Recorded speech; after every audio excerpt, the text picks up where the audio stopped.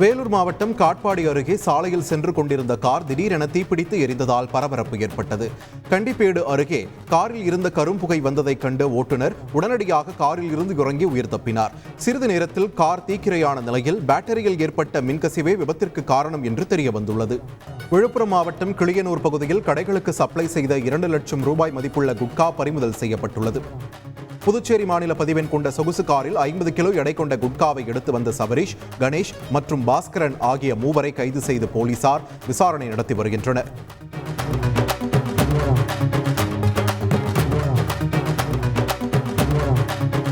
நீலகிரி மாவட்டம் கூடலூர் செம்பாலா குடியிருப்பு பகுதியில் மக்னா யானை உலா வந்து மக்களை அச்சுறுத்தி வருகிறது. மக்கள் ஒன்று கூடி யானையை விரட்டிய நிலையில் அருகில் உள்ள திருமண மண்டப கேட்டை உடைத்து சேதப்படுத்தியது. இரவு முழுவதும் யானை நடமாட்டத்தால் பொதுமக்கள் தங்கள் தூக்கத்தை தொலைத்துள்ளனர். நகர்ப்பகுதியில் யானை நடமாடிய சிசிடிவி காட்சிகள் தற்போது சமூக வலைதளங்களில் பரவி வருகிறது. மாமல்லபுரத்தை அடுத்த எச்சூர் கிராமத்தில் செல்லியம்மன் கோவில் தெரு பாதையை பொதுமக்கள் பயன்படுத்தி வந்த நிலையில் திடீரென தனிநபர்கள் கான்கிரீட் சுவர் அமைத்துள்ளனர். இதனால் பொதுமக்கள் பெரும் இன்னல்களை சந்தித்து வந்த நிலையில் சுவரை அகற்றி சாலையை பயன்படுத்த வழி செய்ய வேண்டும் என்று பாதிக்கப்பட்ட பொதுமக்கள் எச்சூரில் உள்ள கிராம நிர்வாக அலுவலகம் முன் அமர்ந்து திடீர் முற்றுகை போராட்டத்தில் ஈடுபட்டதால் பரபரப்பு ஏற்பட்டது. கிருஷ்ணகிரி மாவட்டம் போச்சம்பள்ளியை அடுத்த சந்தூர் கிராமத்தைச் சேர்ந்த மருத்துவர் ராஜ்குமார் தனது காரில் போச்சம்பள்ளி சென்று கொண்டிருந்த போது எதிரே வந்த தனியார் மகளிர் கல்லூரி பேருந்து மோதியது. இந்த விபத்தில் கார் சேதமடைந்த நிலையில் ராஜ்குமார் லேசான காயங்களுடன் உயிர் தப்பினார். மேலும் பேருந்து ஓட்டுநர் மது போதையில் இருந்ததைக் கண்டு அவரை பிடித்து போலீசில் ஒப்படைத்தனர். தற்போது இந்த விபத்து காட்சி வெளியாகியுள்ளது. தேனி மாவட்டம் ஆண்டிப்பட்டி அருகே உள்ள ஜம்புலிபுத்தூர் முத்துகிருஷ்ணாபுரம் தார்ச்சாலை சேதமடைந்ததால் 6 மாதங்களுக்கு முன்பு 44 லட்சம் ரூபாய் செலவில் புதுப்பிக்கப்பட்டது. பயன்பாட்டிற்கு வந்து 6 மாதங்கள் மட்டுமே ஆன நிலையில் தார்ச்சாலை தற்போது பல இடங்களில் சேதமடைந்துள்ளது. ஆங்காங்கே பெயர்ந்து சாலை முழுவதும் ஜல்லிக்கற்களாக காட்சியளிக்கிறது. இதனால் இதன் வழியாக செல்லும் இருசக்கர வாகன ஓட்டிகள் அடிக்கடி தவறி கீழே விழுந்து விபத்திற்குள்ளாகி வருகின்றனர். திருவோண பண்டிகையை ஒட்டி கேரள மக்கள் வண்ண பூக்களால் அத்தப்பூக்கோலம் இடுவது வழக்கம். இதற்காக பெரும்பாலும் பிற மாநிலங்களில் இருந்துதான் பூக்கள் கொண்டு செல்லப்படும். இந்நிலையில் பத்தனம்திட்டா மாவட்டத்திற்கு உட்பட்ட பள்ளிக்கல் கிராம மக்கள் தங்கள் பகுதிக்கு தேவையான பூக்களுக்காக தங்கள் பகுதியிலேயே விவசாயம் செய்தனர். அந்த செடிகளில் தற்போது வண்ண வண்ண பூக்கள் பூத்து குலுங்கும் நிலையில் அப்பகுதி மக்கள் மட்டுமின்றி அண்டை கிராம மக்களும் காண்பதற்காக குவிந்து வருகின்றனர். பரமக்குடியில் சாலை ஓரத்தில் காலாவதியான குளிர்பான பாட்டில்கள் குவியல் குவியலாக வீசப்பட்டுள்ளன. கடந்த 2 தினங்களுக்கு மேலாக காலாவதியான குளிர்பானங்கள் சாலையோரம் கிடப்பதால் அவ்வழியாக செல்பவர்கள் அதனை எடுத்து பார்த்து செல்கின்றனர். காலாவதியான குளிர்பான பாட்டில்களை அவ்வழியாக செல்லும் பள்ளி மாணவர்கள் குடிப்பதற்கு முன்பாக உணவு பாதுகாப்புத்துறை அதிகாரிகள் முறையாக அகற்ற வேண்டும் என்று சமூக ஆர்வலர்கள் கோரிக்கை விடுத்துள்ளனர். திருவேற்காடு பகுதியில் இரவு நேரத்தில் வீட்டின் பூட்டை உடைத்து 15 பவுன் நகை மற்றும் மோட்டார் சைக்கிளை கொள்ளையர்கள் திருடிச் சென்ற சம்பவம் அதிர்ச்சியை ஏற்படுத்தியுள்ளது. ஆண்ட்ரோ பிரின்ஸ் ஜெரால்ட் என்பவரின் வீட்டின் முன்பக்க கதவை உடைத்து உள்ளே நுழைந்த கொள்ளையர்கள் வீட்டின் அரைக்கதவை வெளிப்புறமாக தாழ்பாலிட்டு நகை மற்றும் வாகனத்தை திருடிச் சென்றுள்ளனர். விடிந்த பின்னரே கொள்ளையர்கள் வாகனம், லேப்டாப் மற்றும் கார் சாவியை திருடிச் சென்றது தெரியவந்தது. இதுகுறித்து போலீசார் விசாரணை மேற்கொண்டு வருகின்றனர். தர்மபுரி கலெக்டர் அலுவலகத்தில் பொதுமக்கள் குறைதீர்க்கும் கூட்டம் நடைபெற்றது. இந்த கூட்டத்திற்கு வந்த 61 வயதுடைய மாற்றுத்திறனாளி மூதாட்டி கலெக்டர் அலுவலக நுழைவாயில் அருகே திடீரென மயங்கி விழுந்தார். உடனடியாக போலீசார் அவரை மீட்டு விசாரித்த போது மாற்றுத்திறனாளியான அவர் தனக்கு செயற்கைக்கால் பொருத்த அளவு வழங்கியதாகவும் அதை பெறுவதற்கு வந்ததாகவும் தெரிவித்தார். இந்த சம்பவத்தால் அந்த பகுதியில் சிறிது நேரம் பரபரப்பு ஏற்பட்டது.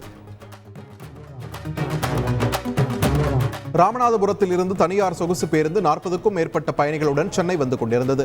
சேந்தமங்கலம் பேருந்து நிறுத்தம் பகுதியில் சென்று கொண்டிருந்த போது ஓட்டுநரின் கட்டுப்பாட்டை இழந்து பேருந்து சாலை தடுப்பு கட்டைகளை தாண்டி எதிர் திசையில் உள்ள சாலையில் நின்று கொண்டிருந்த லாரி மீது மோதி கவிழ்ந்தது. இந்த விபத்தில் பேருந்து ஓட்டுநர் உட்பட 10 பேர் படுகாயம் அடைந்தனர்.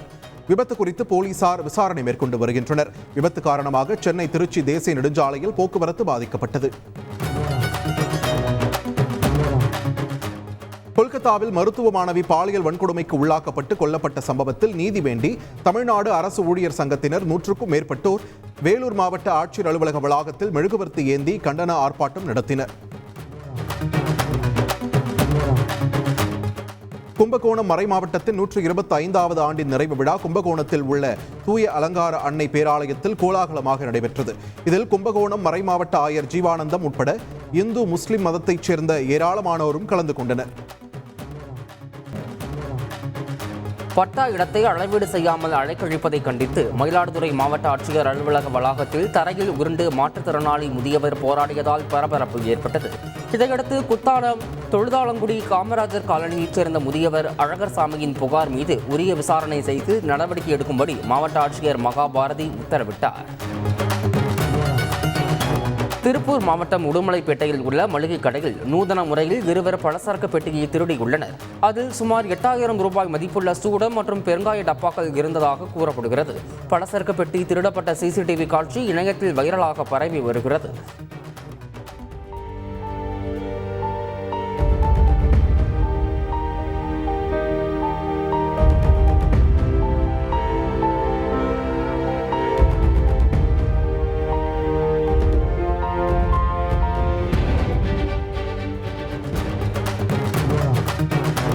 நெல்லை மாவட்டம் கூத்தன்குழி மீனவ கிராமத்தில் முன்விரோதம் காரணமாக அஜித் என்ற இளைஞர் வெட்டி படுகொலை செய்யப்பட்டார். பாத்திமா நகர் மிக்கேல் ஆண்டவர் கோயில் அருகே நின்று கொண்டிருந்த அஜித்தை மர்ம நபர் ஒருவர் கத்தியால் குத்திவிட்டு தப்பி ஓடியுள்ளார். இதில் படுகாயமடைந்த அஜித் சம்பவ இடத்திலேயே உயிரிழந்த நிலையில் உடலை மீட்டு போலீசார் விசாரித்து வருகின்றனர். மிக்கேல் ஆண்டவர் கோயில் திருவிழாவின் போது ஏற்பட்ட முன்விரோதம் காரணமாக கொலை செய்யப்பட்டிருக்கலாம் என கூறப்படுகிறது. திருப்பூரைச் சேர்ந்த ஸ்ரேயா என்ற திருநங்கை மாவட்ட ஆட்சியர் அலுவலகத்தில் தீக்குளிக்க முயன்றதால் பரபரப்பு ஏற்பட்டது.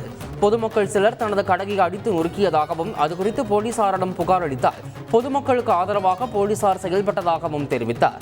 இதையடுத்து போலீசார் தடுத்து நிறுத்தி திருநங்கையை காவல் நிலையம் அழைத்துச் சென்றனர்.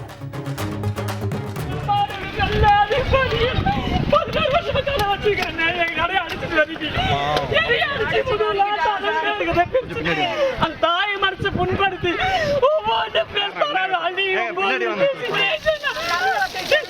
பெத்தவங்களோட யாருனாலும் ஏத்திட்டு வாழ